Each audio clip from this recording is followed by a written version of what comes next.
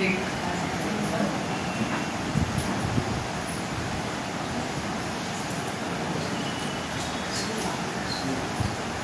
करू.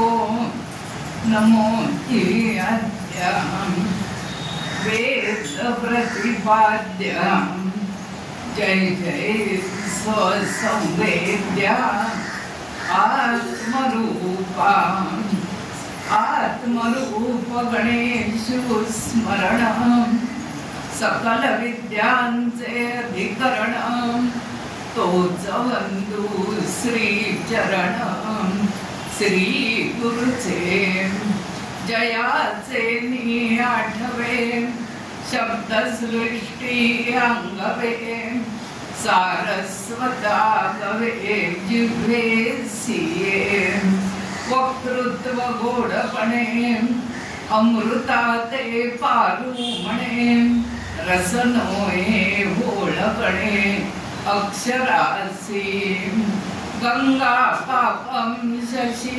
तापम दैन्यं कल्पतरुस्तथा पापं तापं च दैन्यं च सद्या साधु समागमः गुरुर्ब्रह्मा गुरुर्विष्णु गुरुर्देवो महेश्वरा गुरु साक्षात् परब्रह्म तस्मै श्री गुरवे नमः.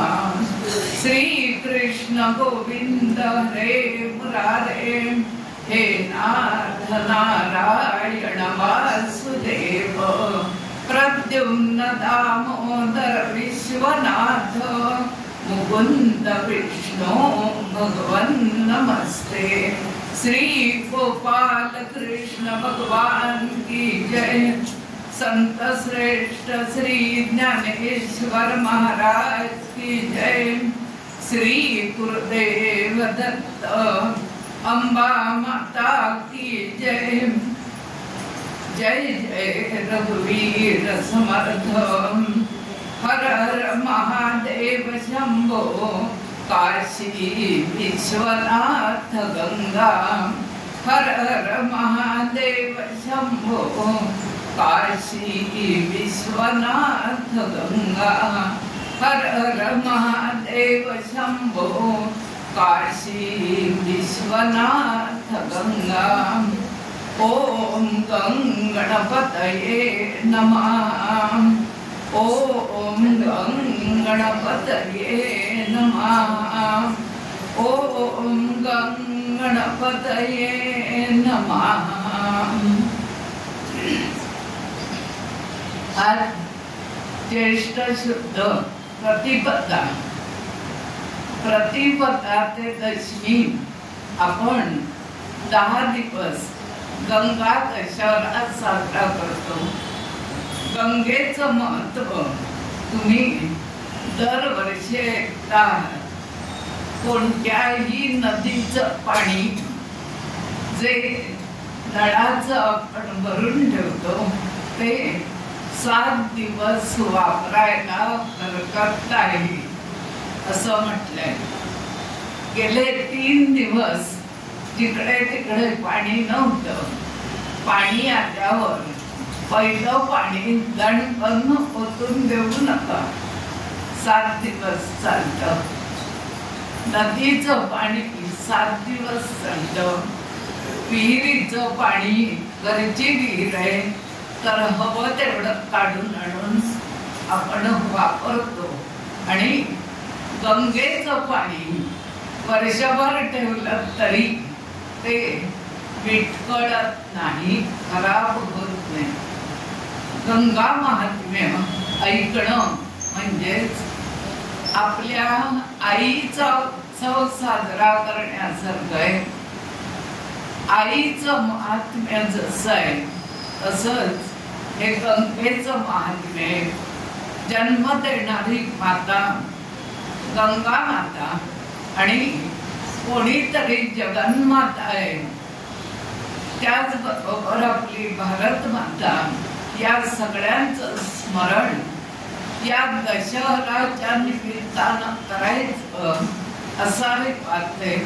आताच सुमनताईने सांगितलं की दरवर्षी तेच काय ऐकायचं, पण नव्या पिढीनं आमच्या पिढ्या ऐकत असल्या तरी नव्या पिढीनं गंगा महात्म्य ऐकावं म्हणून हा उत्सव साजरा व्हायलाच हवा.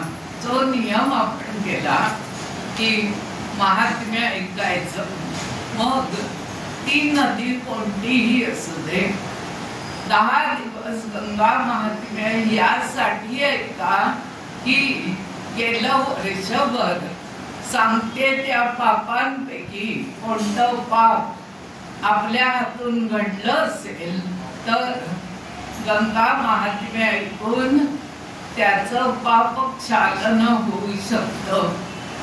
एखादी वस्तू आपल्याला आवडली आणि नकळत आपण ती वस्तू घरी उचलून आणली असल्यास, आवडली म्हणून आणली पण त्या दुसऱ्या घरातल्या माणसांच्या नकळत आणली, आपल्या हातून कोणी मारलं गेलं असल्यास, हिंसा झाली असेल तर, परस्त्री गमन केलं असल्यास, विनाकारण एखाद्याशी कठोर भाष्य केलं असल्यास, कोणाशी खोटं बोललं असल्यास, एकाच्या चुकल्या चाहड्या दुसऱ्याशी केल्या असल्यास, काही कारण नसताना 2 व्यक्ती बोलत असताना मध्ये मध्ये बडबड केली असल्यास, दुसऱ्याच्या द्रव्याची आशा धरली असल्यास, अनिष्ट विचार मनात येत असल्यास आणि कोणाला खोटा आग्रह धरला असल्यास, म्हणजेच कोणाची बोलता बोलता फसवणूक केली असल्यास, ही ज्या 10 गोष्टी आहेत त्या गंगा महात्म्य ऐकून आपण त्यातून बाजूला होऊ शकतो. 3 प्रकारच्या गोष्टी आहेत. एक शरीराचं कर्म आहे, दुसरं आपल्या बोलण्यातलं कर्म आहे आणि तिसरं मनाचं कर्म आहे. कोणतंही असेल, मग मनाचं कर्म भक्तिभावनानं गंगा महात्म्य ऐकायचं, बुद्धीचं जे आहे ते स्नान करायचं, 10 दिवस गंगा मातेचा जयघोष करत स्नान करायचं. जो श्लोक आता मी म्हटला, गंगा पापम शशी तापम, हे म्हणत म्हणत डोंबिवलीतल्या नळाच्या पाण्याची आंघोळ केली तर गंगेत आंघोळ केल्याचं पुण्य मिळेल आणि शरीराचं जे आहे ते स्नान करून जाईल.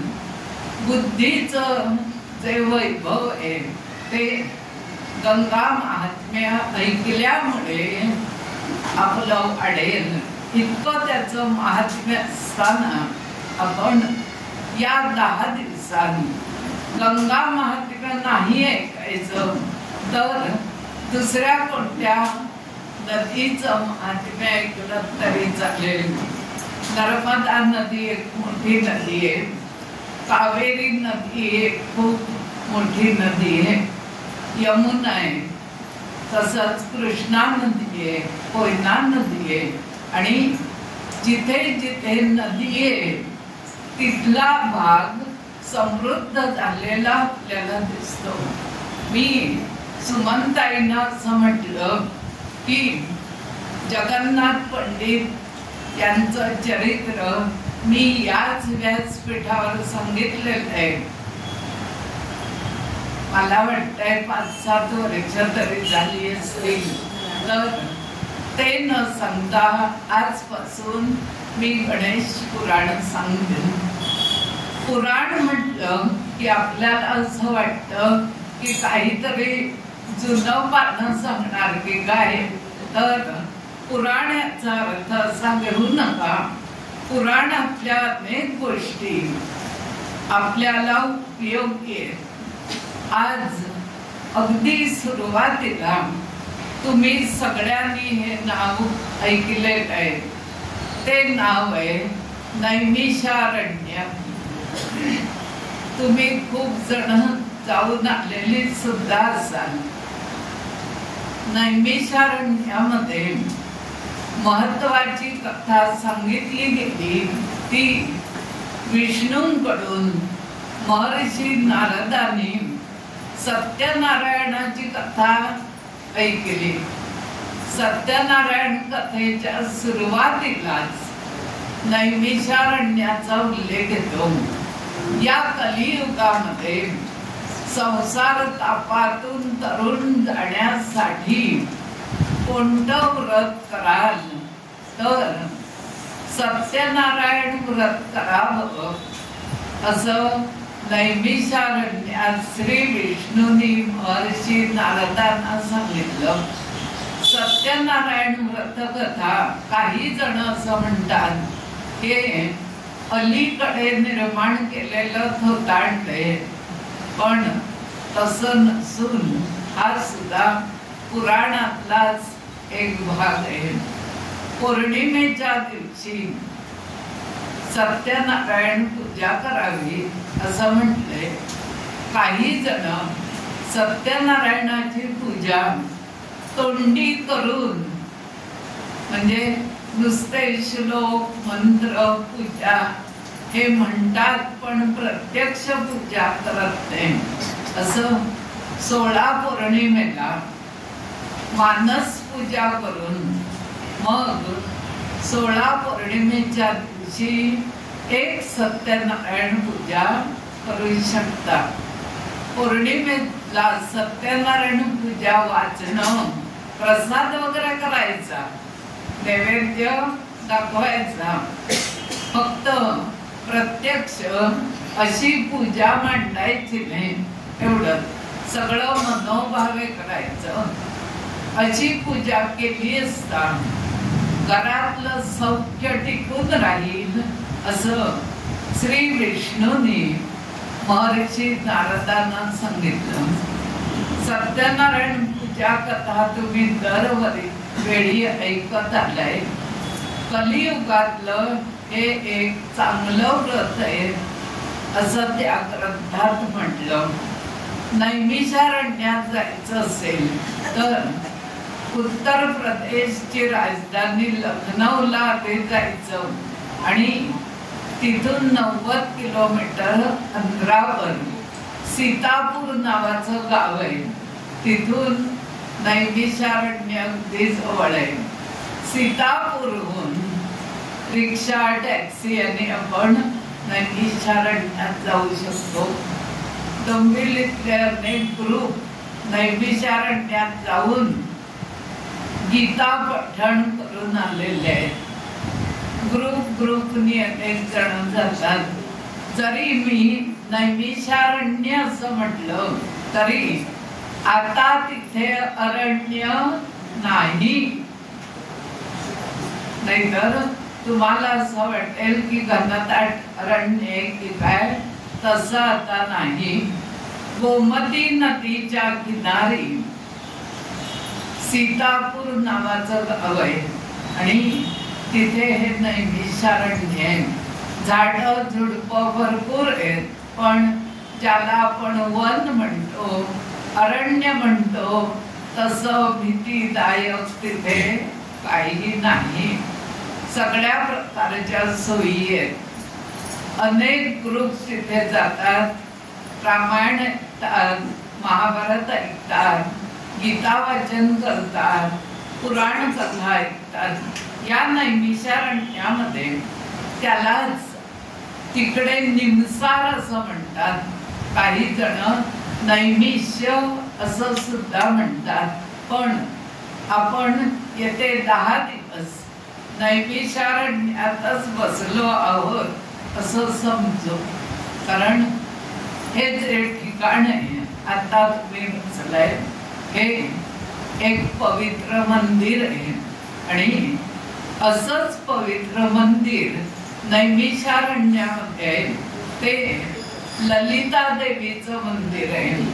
ललिता देवीची पूजा नवरात्रात पंचमीला आपण करतो आणि ती कुंकवाच्या करंड्याची संध्याकाळी केलेली पूजा असते. तो भाग आता मी अधिक सांगत नाही. नैमिषारण्य हे नाव का पडलं ते आधी सांगते. असं झालं, अनेक ऋषी मुनींनी एक प्रश्न श्री विष्णूंना विचारला की या संबंध भारत वर्षामध्ये नंबर 1 चं पवित्र ठिकाण कोणतं तरी असायला हवं. सध्या जिकडे तिकडे नंबर कितवा हा प्रश्न आहे. प्रत्येकाला असं वाटतं की आपल्या बालकाचा नंबर पहिलाच यायला हवा. वर्गात 70 जण असतील तर पहिला नंबर सगळ्यांना मिळणं कठीण आहे. खरं पवित्र ठिकाण, पवित्र म्हटलं की पवित्र, मग ते जवळ असू दे किंवा लांब असू दे, पण हा प्रश्न ऋषी मुनींनी श्री विष्णूंना विचारला. श्री विष्णू असं म्हणाले की मला हा प्रश्न न विचारता तुम्ही हा प्रश्न ब्रह्मदेवांना विचारा. ब्रह्मदेवांनी आश्चर्य म्हणजे तात्काळ उत्तर दिलं आणि ब्रह्मदेव पटकन उत्तर देत नव्हते. तुम्ही अनेक कथा ऐकल्या असतील. त्यांनी तात्काळ असं उत्तर दिलं की माझं मनोमय चक्र जे अंतःकरणात आहे, मनोमय चक्र, इथे एक चक्र आहे, इथे चक्र आहे, बेंबीच्या इथे चक्र आहे, तसं मनोमय चक्र हे हृदयातलं माझ्या मी बाहेर काढतो आणि ते चक्र मी फिरवून फेकतो. चक्र फिरवून फेकलं असता जितक्या दूरवर जाऊन पडेल ते कुठे जाऊन पडताय ते तुम्ही बघायचं, कोणी ऋषी मुनींनी. आणि त्या ठिकाणी एक पवित्र स्थान निर्माण होईल. ते भारतातलं नंबर 1 चं पवित्र ठिकाण असेल. ब्रह्मदेवानी महर्षी नारदांच्या उपस्थितीत आणि अनेक ऋषी मुनींच्या उपस्थितीत हे मनोमय चक्र गोल फिरवलं आणि फेकलं. हे फेकलं असता पाठून ऋषी मुनी धावतायत की हे चक्र आता कुठे थांबतायत. इतके धावले आणि उत्तर प्रदेशातल्या लखनौ पासून जवळ सीतापूर या गावी ते चक्र धावून थांबलं. चक्र पटकन थांबत नसतं. जसा आपला भोवरा एकदा टाकला की वेग धरतो आणि वेग कमी होत होत तो भोवरा गरगर फिरतो आणि मग हळूवार खाली पडतो. तसंच हे चक्र इतकं गोल गोल फिरत राहिलं की त्यातून पाण्याची निर्मिती झाली आणि हे पाणी काही केल्या थांबेना. शेवटी ललिता देवीची आराधना केल्यावर ललिता देवीनं ब्रह्मदेवांचं हे मनोमय चक्र थांबवलं. त्या ठिकाणी पाण्याची निर्मिती झाली. एक मोठं तळं निर्माण झालं आणि सगळ्यांनी ओळखलं की हे ठिकाण म्हणजे भारतातलं सर्वात पवित्र ठिकाण. त्याला नैमिष्य असं नाव दिलं. नैमिष्याचा अर्थ असा आहे, नैमिष म्हणजे चक्र. ते चक्र जिथे थांबलं ते ठिकाण म्हणजे नैमिषारण्य. त्यावेळी तिथे खूप झाडं झुडपं होती म्हणून त्याला अरण्य म्हटलं, नैमिषारण्य. मनोमय चक्र जिथे थांबतं ते ठिकाण म्हणजे नैमिषारण्य. म्हणून मी तुम्हाला म्हटलं की ही जागा सुद्धा इतकीच पवित्र आहे की येते 10 दिवस आपण नैमिषारण्यातच बसलो आहोत, फक्त खुर्चीवर बसलो एवढंच असं आपण समजूया. मनोमय चक्र जिथे थांबलं, घरात तुमची काहीतरी काळजीचं चक्र चालू आहे आणि बरोबर 5:30 वाजता तुम्ही येऊन इथे बसलात. मला असं वाटतं विषय नवीन असल्यामुळे तुमचं मनोमय चक्र आता तरी इथे स्थिर झालं असेल. मनोमय चक्र स्थिर करण्याची जागा म्हणजे नैमिषारण्य. प्रत्यक्ष अरण्यात जायला हवं असं नाही, संन्यास घ्यायला हवा असं नाही, व्रतवैकल्य करायला हवी तसं नाही, पण 1 तास तुमचं मनोमय चक्र जर थांबून राहिलं, अतींद्रिय विचारापासून तुम्ही थोडे स्थिर झालात, तर त्याचा उपयोग तुमच्या शरीराला होत असतो. म्हणून तुम्ही अशा पवित्र ठिकाणी येऊन बसत असता. काहीतरी चांगलं ऐकायला मिळणं हेच गंगा महात्म्य.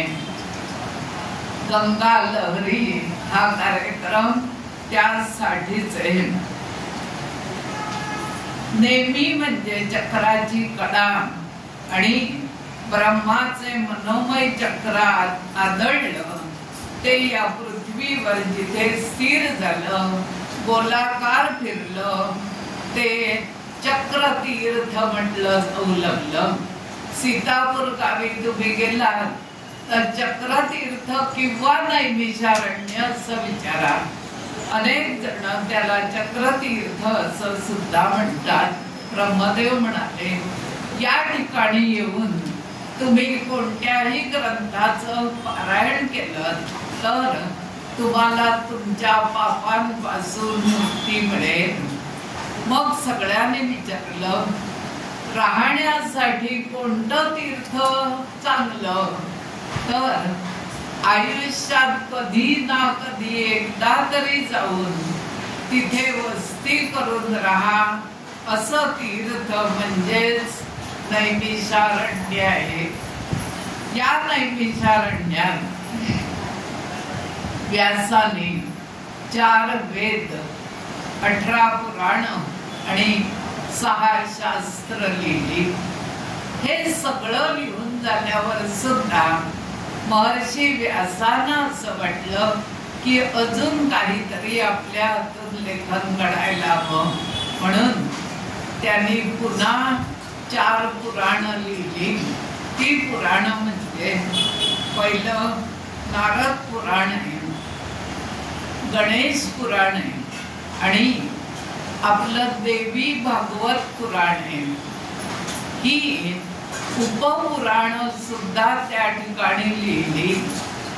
देवी भागवत पुराण जर बघाल तर सगळ्या पुराणांमधून आलेलं देवतांचं वर्णन, देवी स्त्री देवता यांचं वर्णन देवी भागवतात आहे.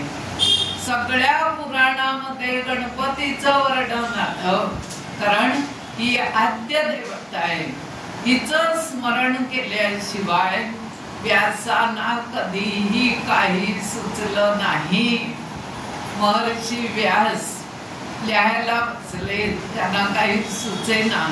त्यावेळी त्यांना श्री विष्णू म्हणाले की तुम्ही गणपतीचं स्मरण लिहिण्यापूर्वी जर कराल तर तुम्हाला भरभरून सुचत जाईल.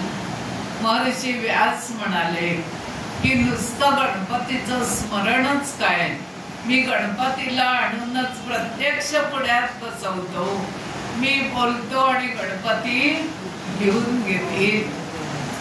अशी ही आद्य देवता.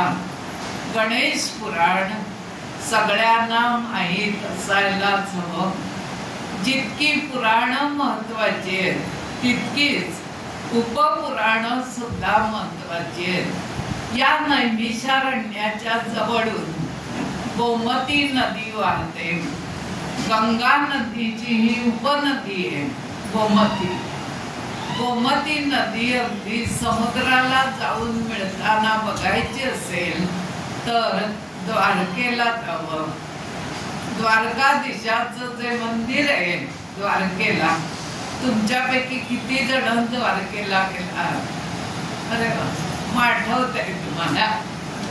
5 मजली मंदिर आहे, त्याच्यावर उंच ध्वज फडकतोय आणि मंदिराच्या पाठीमागे घाट उतरून गेला की गोमती नदी वाहते. या घाटावर प्रचंड दुकान आणि व्यापार आहे. ही नदी वाहत वाहत आपल्या पश्चिम किनाऱ्याला येऊन मिळते. ती पण द्वारकेपासून जवळच. म्हणजे आपण मंदिरात गेलो, गोमती नदीचा घाट उतरून बघून आलो की दुसऱ्या बाजूनं जायचं आणि समुद्रावर गोमती नदी जिथे जाऊन मिळते तो प्रदेश बघायचा. हा एक आनंदाचा ठेवा आहे. तिथे बोटीतून फिरत असताना समुद्र पक्षी आपल्या अगदी जवळ येतात. असं वाटतं की आपल्याला टोच मारून जातील की काय, इतकी भीती वाटते. इतक्या संख्येनं समुद्र पक्षी तिथे आहेत.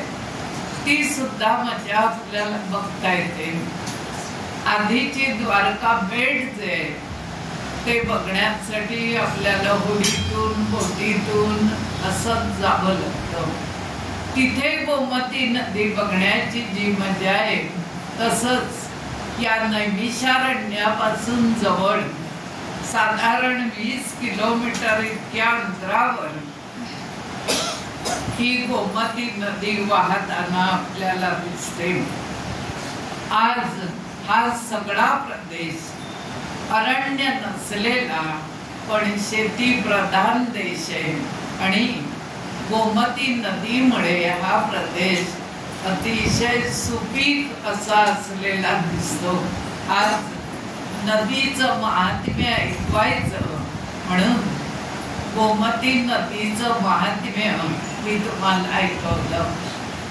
जिथे जिथे नदी वाहते तिथे तिथे पावसाळ्यात पुराची भीती असली तरी तिथले रहिवासी नदीला सोडून कुठेही जायला तयार नसतात.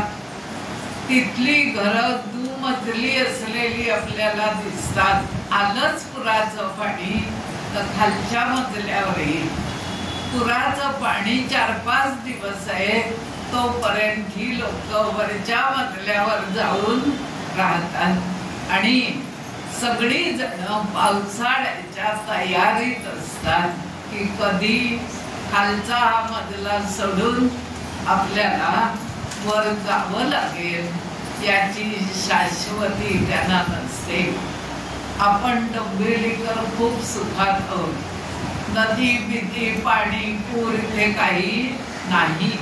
कदाचित बाहेर धो पाऊस आहे आणि घरात नळाला बिलकुल पाणी नाहीये अशी सुद्धा स्थिती गेल्या आठवड्यामध्ये आपण अनुभवलेली आहे. तरी आम्ही डोंबिवली सोडत नाही, कारण हेच आमचं नैमिषारण्य आहे. आम्ही नाही सोडत, आम्हाला इथेच राहायचंय. कारण इथली जी गावची मजा आहे, धार्मिक आहे, सांस्कृतिक आहे, साहित्यिक आहे, जी जी तुम्हाला आवड आहे ती सगळी डोंबिवलीत पुरवली जाते. म्हणून आम्ही इथेच राहतो आणि इथल्याच गणपतीचं आम्ही स्मरण करतो. आता या नैमिषारण्यामध्ये शौनक नावाच्या ऋषीने, हे नाव तुम्ही खूपदा ऐकलं असेल, शौनक ऋषीने यज्ञ याग करायचा ठरवला. नैमिषारण्यामध्येच या यागामध्ये बरेच दिवस यज्ञ आणि याग याच्यामध्ये फरक असतो. यज्ञ जो असतो, यज्ञकुंड पेटवलं आजकाल यज्ञकुंड एवढंस छोटस सुद्धा मिळतं. 10 इंची यज्ञकुंड असं सुद्धा मिळतं. थोडस आपलं यज्ञ चालू केला, 5-7 मिनिटात संपला. आहुती दिलेल्या वस्तू सुद्धा त्यातल्या जळल्या नाहीत, आमचा यज्ञ संपला. यज्ञ आणि याग याच्यात फरक आहे. याग हा अनेक दिवस चालू असतो, त्याच्यामध्ये अनेक प्रकारच्या आहुत्या पडत असतात. अनेक जोडपी संकल्प करून या आहुत्या त्यात देत असतात आणि मग यज्ञाचा महाप्रसाद असतो. हा प्रसाद ग्रहण केल्याशिवाय यागातून आपण बाहेर पडत नाही. तर शौनक ऋषींनी एक याग आरंभला. सकाळच्या वेळी यागाचं सत्र चालू असेल आणि दुपारच्या वेळी ते ऋषी मुनी, त्यांची मुलं आणि तिथे अभ्यासाला असणारे विद्यार्थी त्यांना पुराण कथा शौनक ऋषी सांगत असत. याग बरेच दिवस चालू असल्यामुळे अनेक पुराण कथा सांगून झाल्या आणि शौनक ऋषीने असं सांगितलं की आता माझ्याकडचा सांगण्यासारखा गोष्टींचा साठा संपत आला, तर तुम्ही नवीन विद्यार्थ्यांनी तुमच्या जवळ काही नवी माहिती असेल तर ती आम्हाला सांगावी. अर्थात नवीन विद्यार्थी घडवणं हे फार कठीण असतं. आपण आपल्याला घडवणं हे खूपदा सोपं आहे.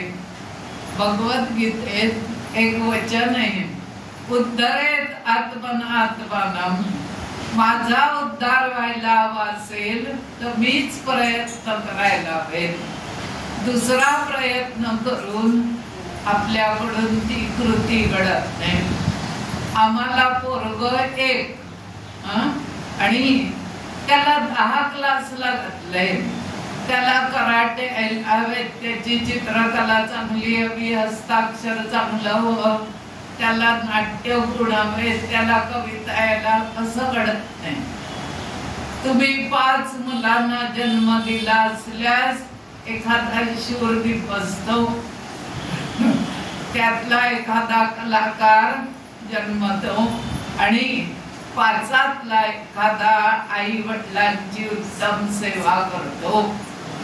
एक मुलाला जन्म द्यायचा आणि त्याच्याकडूनच सगळं काही ते व्हावं म्हणून अपेक्षा करायची, ही गोष्ट होणे नाही. एक आई पूर्वी 8 जणांना खायला प्यायला घालत होती, पण आज 8 मुलं एका आईला सांभाळू शकत नाही.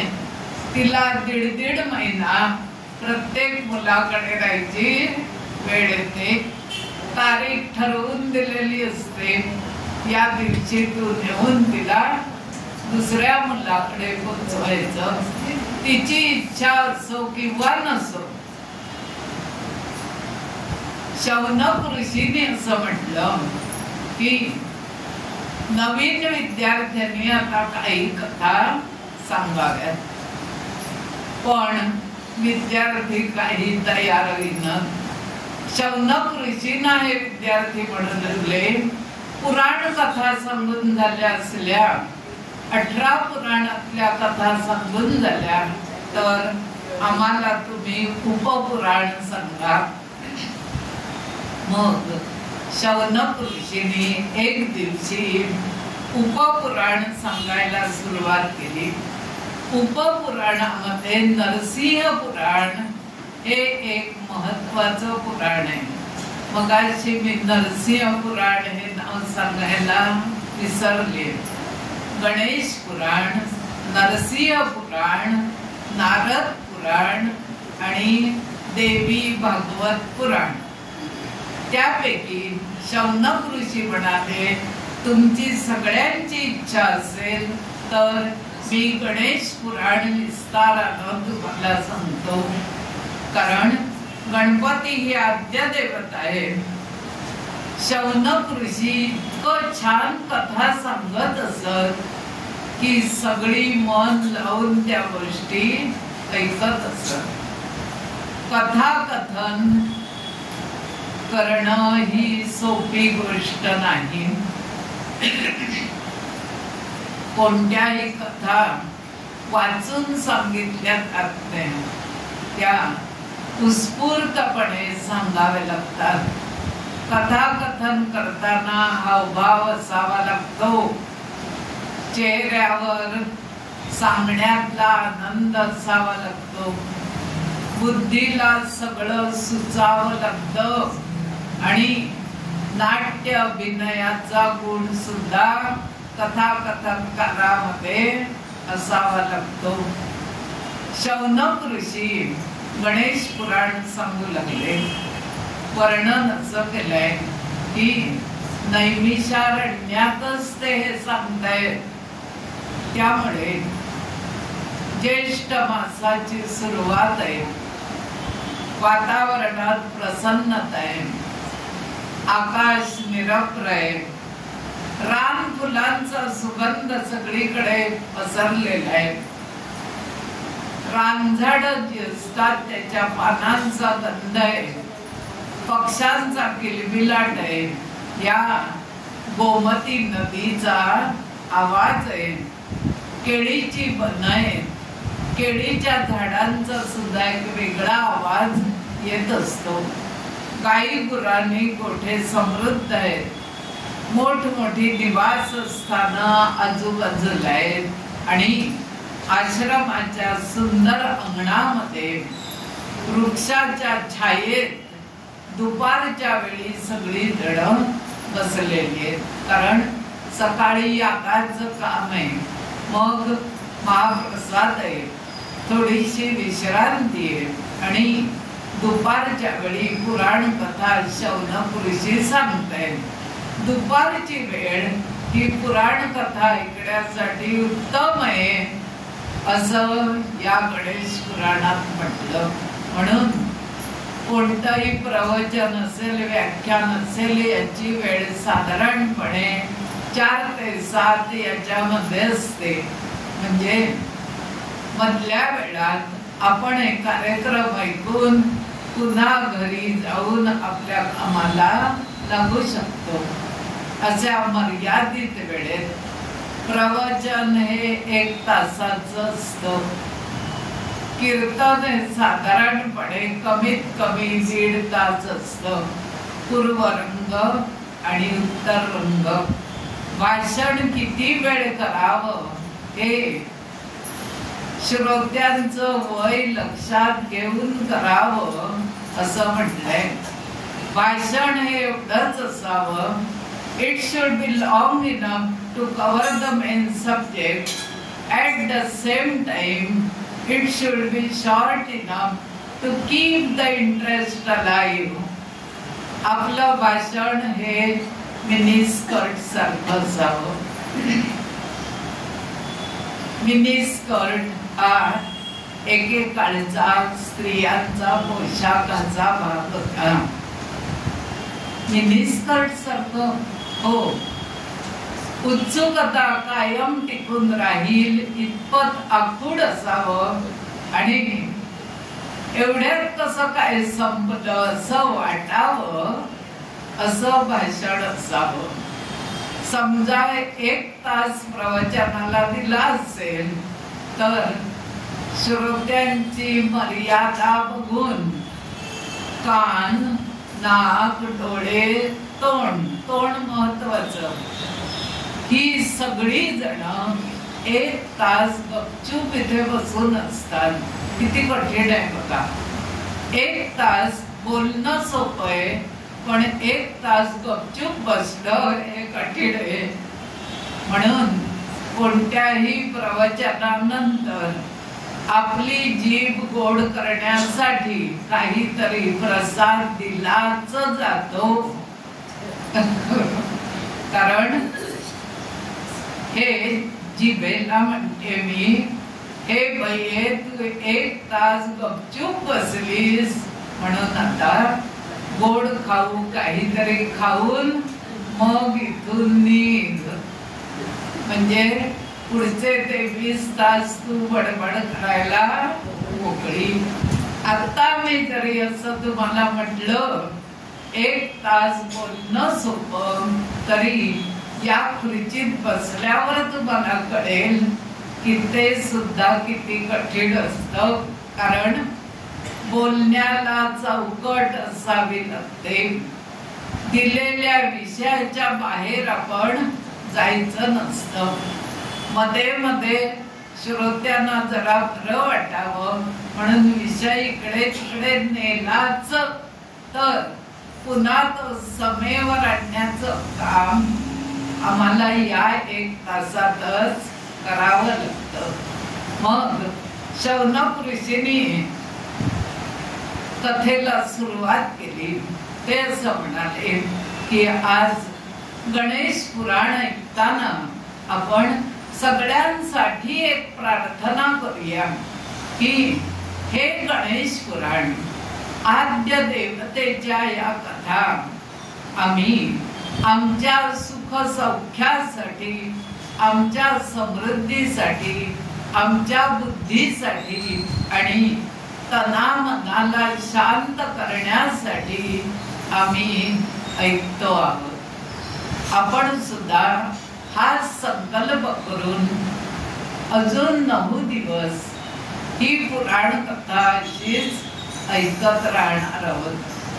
शौनक ऋषी सांगू लागले, श्री गणेशाची कथा पहिल्यानं ब्रह्मदेवानी महर्षी व्यासांना सांगितली.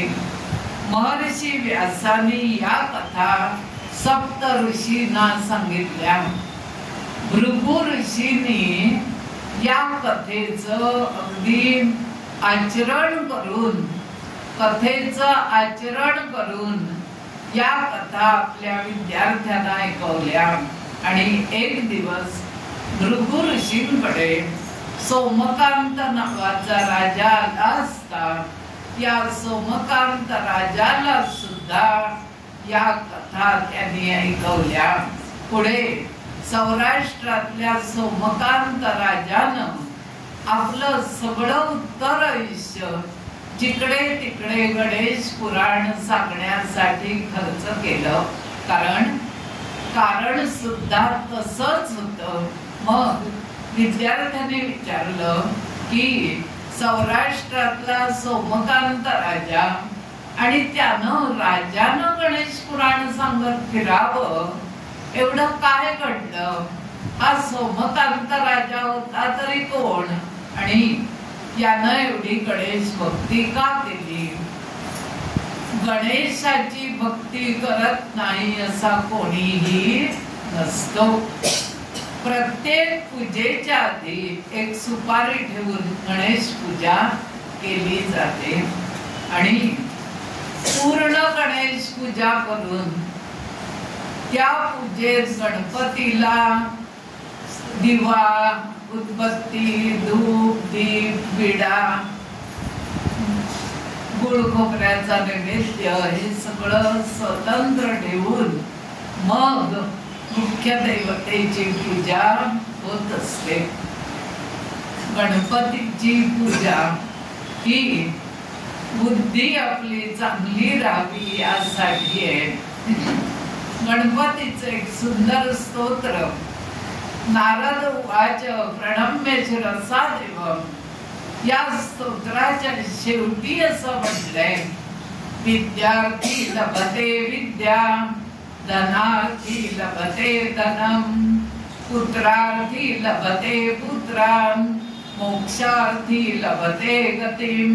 म्हणून कोणत्याही बाकी स्तोत्र गाण्यापूर्वी गणपतीचे नारद उवाच प्रणम्य शिरसा देवम् हे जे स्तोत्र आहे ते सगळ्यांनी रोज म्हणावं. विद्यार्थ्यांनी तर नक्की म्हणावं. विद्यार्थी लभते विद्या, धनार्थी लभते धनम, ज्याला धनाची आशा आहे त्यांनी सुद्धा ते स्तोत्र म्हणावं. पुत्रार्थी लभते पुत्रान, अपत्य सुखामध्ये पुत्र व्हावा अशी इच्छा असणाऱ्यांनी सुद्धा ते स्तोत्र म्हणावं. आणि तुमच्या आमच्या सारख्याने लभते गतिम, उत्तम प्रकारे गती मिळावी म्हणून प्रणम्य शिरसा देवम हे स्तोत्र रोज म्हणावं. सुरुवात त्यांनी करावी, मग बाकीचे स्तोत्र म्हणावीत असं महात्म्य भृगु ऋषीने सोमकांताला सांगितलं. विद्यार्थ्याने विचारलं की सोमकांत राजा कोण होता. मग आधी आपण सोमकांताची कथा बघू आणि मग पुन्हा गणेश पुराणावर येऊ. सोमकांत हा सौराष्ट्रामधील देवनगर नावाच्या राज्याचा राजा होता. अतिशय धर्मनिष्ठ आहे, बुद्धिवंत आहे, तत्वज्ञ आहे, न्यायप्रिय आहे, क्षमाशील आहे, गंभीर आहे, प्रजाहितदक्ष आहे, तेजस्वी आहे आणि ऐश्वर्ययुक्त आहे. राजा कसा असावा याचा उत्तम नमुना म्हणजे सोमकांत राजा आहे. राजा कसा असावा याचे सगळे गुण या पुराणाच्या सुरुवातीला दिले. त्याच्या पत्नीचं नाव सुधर्मा आहे. सुधर्मा, धर्मानं वागणारी ती सुधर्मा. ती सुद्धा अत्यंत पतिव्रता, धर्मशील, निगर्वी आणि अतिथी परायणाची. राजा सोमकांत आणि राणी सुधर्मा यांना एक मुलगा आहे. या मुलाचं नाव दिलंय हेमकंठ. या मुलाला जसं माता पित्याचं प्रेम लाभलंय तसंच प्रेम मात्या पित्यावर सुद्धा हेमकंठ करतो आहे. संसार उत्तम चाललाय आणि राज्याची व्यवस्था बघण्यासाठी विद्याधीश, रुद्रवान, क्षेमंकर, ज्ञानगम्य, सुबल असे 5 उत्तम मंत्री योजलेले आहेत. प्रत्येक मंत्र्याचं जर नाव बघाल तर नावावरून तुम्हाला कळेल. विद्याधीश हुशार आहे, चतुर आहे, रुद्रवान धार्मिक आहे, क्षेमंकर दुसऱ्याचं चांगलं होण्यासाठी झटणार आहे, ज्ञानगम्य ज्ञानातलं गम्य गमक उलगडणार आहे आणि सुबल कोणीतरी दष्टपुष्ट सुद्धा असावं लागतं, अतिशय बलवान आहे. असे हे 5 मंत्री त्यानं योजलेले आहेत. त्यांच्या बरोबर चतुरंग सेना आहे, हत्ती आहेत, घोडदल आहे आणि सोमकांत राजाचा कारभार उत्तम चाललेला आहे. कीर्ती आणि वैभवाच्या शिखरावर राजा असतानाच त्याला एक शारीरिक व्याधी जडलेली आहे. असं म्हटलंय की आनंदाच्या क्षणाला सुद्धा गालबोट लागावंच लागतं, त्याशिवाय काही बरं नसतं. बाहेर सुंदर मंडप घातलाय. सुंदर मंडप घातलाय म्हणजेच इथे आनंदाचा समारंभ आहे. आनंदाचा समारंभ असणाऱ्या मंडपाला झालर लावली जाते बाजूने. ती झालर सुद्धा आकर्षक रंगाची असते. काळी झालर कोणी लावत नाही. पण शुभ कार्याला, समजा लग्न आहे तर शुभ कार्य घरात आहे, त्या नवऱ्या मुलाच्या गालाला तीट लावते आई. ती अशासाठी की तुझ्या या समारंभाला कोणाची नजर लागू दे नको यासाठी. राजा सोमकांत अतिशय सुखात असताना त्याला एक शारीरिक व्याधी जडली आणि असं म्हटलं, जणू सौख्याला कोणीतरी दृष्ट लावली. एवढं झालं तरी काय, तर सोमकांताला चर्मयोगाची बाधा निर्माण झाली आणि त्याच्या पूर्वकर्मानुसार त्याला हे भोग भोगावेच लागले. सर्वांगावर कुष्ठ दिसू लागलं, ज्याला आपण कोड म्हणतो. त्वचेला भयंकर खाज येऊ लागली, जखमा होऊ लागल्या. सूर्यप्रकाशात त्याला जाऊ देना आणि संपूर्ण शरीरातून रक्त, पुरळ यांनी शरीर व्यापून गेलं. वैद्याने अगदी हात टेकले. दुर्धर व्याधी, राजाला आपलं तोंड दाखवावं असं सुद्धा वाटेना. तो राजवाड्यातून बाहेर पडेना. एकटा आपल्या राजमहालात तळमळत पडत होता आणि त्याला असं वाटलं की यापेक्षा आपण वनात जावं आणि वानप्रस्थाश्रम स्वीकारावा. आता वानप्रस्थाश्रमासाठी त्यांना नैमिषारण्याची दिशा धरलेली आपल्याला दिसते आणि हा विचार त्याने आपली पत्नी सुधर्मा आणि मुलगा हेमकंठ यांना ऐकवली. प्रधानांना बोलवून सगळी गोष्ट सांगितली आणि ही जी व्याधी जडलेली आहे ती कमी होण्यासाठी काही उपाय असेल तर वनात जाऊन आपण हे उपाय करू. त्यासाठी मुलगा हेमकंठ याला गादीवर बसवायचं ठरवलं, कारण जो राजा म्हणून कारभार करत असतो त्याला शारीरिक व्याधी कोणतीही असू नये असा पूर्वापार नियम आहे. त्या नियमानुसार राजा स्वतः म्हणतो की मी गादीवर बसणं योग्य नाही, त्यापेक्षा हेमकंठाला गादीवर बसू आणि हे जे 5 मंत्री आहेत ते त्याच्या वतीनं कारभार करतील.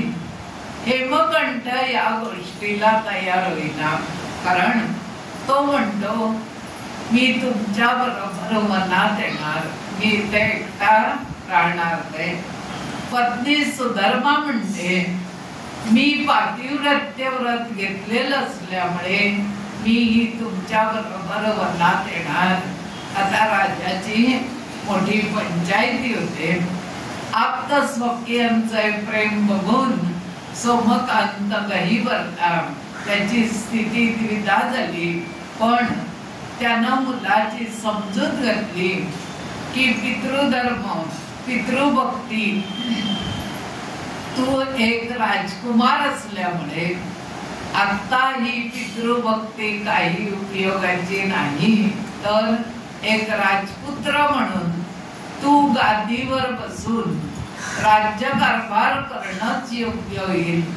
माझे जे भोग आहेत ते मी भोगीन, पण तुला आता जो राजपुत्र नव्हे तू राजा होणार, हा जो भोग आहे तो भोग तू आता भोगायला हवास. प्रत्येकाचं एक स्वतंत्र आयुष्य असतं. घरातली 5 माणसं एकमेकाशी निगडीत असली तरी शारीरिक व्याधींच्या बाबत प्रत्येकाचं भोग वेगवेगळे असतात. आम्ही कितीही महाराजांना म्हटलं की आम्हाला बोलता बोलता मरण द्या, तरी महाराज तरी किती जणांना समरण देतील. प्रत्येकाला आपले भोग भोगावेच लागतात. फक्त ते भोग भोगण्याची मानसिक ताकद आपल्याला महाराज देत असतात. एवढी जरी गोष्ट आपण कोणाचे तरी भक्त म्हणून लक्षात घेतली तर उत्तम होईल. कारण सोमकांत राजाला सुद्धा हा भोग भोगावा लागला, कारण ते पूर्वसंचित आहे. पूर्वजन्मीचं काहीतरी जे केलेलं कर्म आहे त्या कर्माचा भोग त्याला या पुढच्या जन्मामध्ये भोगावा लागला.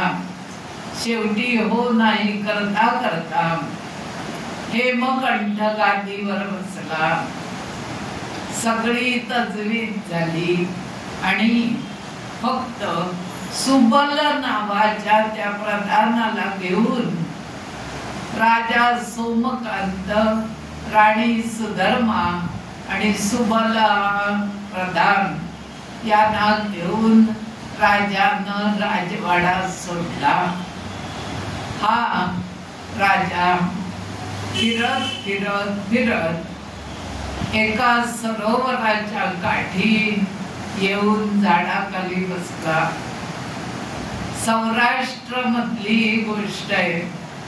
गोमती नदीचा किनारा आहे आणि तिथे एका वनात सरोवराच्या काठी तिघं बसलेली आहेत. सुबलतोय तो आता राजासाठी एखादी झोपडी बांधायची अशा विचारात इकडे तिकडे फिरतोय. राणी सुधर्मा या राजाच्या पायाशी बसलेली आहे आणि या छान नैसर्गिक वातावरणात राजवाड्यात झोप लागत नव्हती. ती झोप सरोवराच्या काठी या राजाला लागलेली आहे. तुम्ही कोणीतरी मला सांगा ना की तुमचा 1 तास बोलण्याचा संपत आलाय का काय? कारण घड्याळ पुढ्यात आहे पण किती वेळ आहे? किती वेळ आहे? कारण मला असं वाटलं मला सांगितलेली वेळ संपली पण तुम्ही ऐकताय मी सांगते असं झालं. आपण अजून 9 दिवस ही कथा ऐकणार तर राजाला शांत झोप लागली. लागू दे, राजाला शांत झोप लागू दे. आपण तिथे थांबू. अजून 9 दिवस बोलायला आहेत. तुम्ही वेळेवर उपस्थित राहा. मी वक्ता असल्यामुळे वेळ पाळतेच. मी येणार उद्यापासून पुढची कथा ऐकू असं वाटतं ना. पुराण कथेमध्ये हे आम्ही सांगतच राहावं आणि आपण ऐकत राहावं. कारण आज रात्रभर तुम्हाला चैन पडणार नाही. राजाला झोप लागली पण त्याला पुढे बरं वाटलं की नाही? वाटणार बरं. ही गणेश पुराण कथा आहे. गणपतीची भक्ती जितकी वाढणार तितक्या आपल्या सगळ्या समस्या दूर होणार अशी देवता आहे. तुम्ही आज रात्री शांत झोपा. राजाला बरं वाटणार आहे. अजून 10 दिवस कथा चालेल. राजाला बरं वाटलं म्हणून पुढचं आयुष्य त्यांनी ही कथा सांगण्यामध्ये घालवलं. हो म्हणते आपण थांबू. श्री कृष्ण गोविंद रे मुरारे हे नाथ नारायण वासुदेव प्रद्युम्न दामोदर विश्वनाथ मुकुंद विष्णु भगवन नमस्ते. श्री गोपाल कृष्ण भगवान की जय. संत श्रेष्ठ श्री ज्ञानेश्वर महाराज की जय. श्री गुरुदेव दत्त माता की जय. गंगा माता की जय. ओम नमः शिवाय. ओम गणपतये नमः. श्री कृष्णार्पणमस्तु.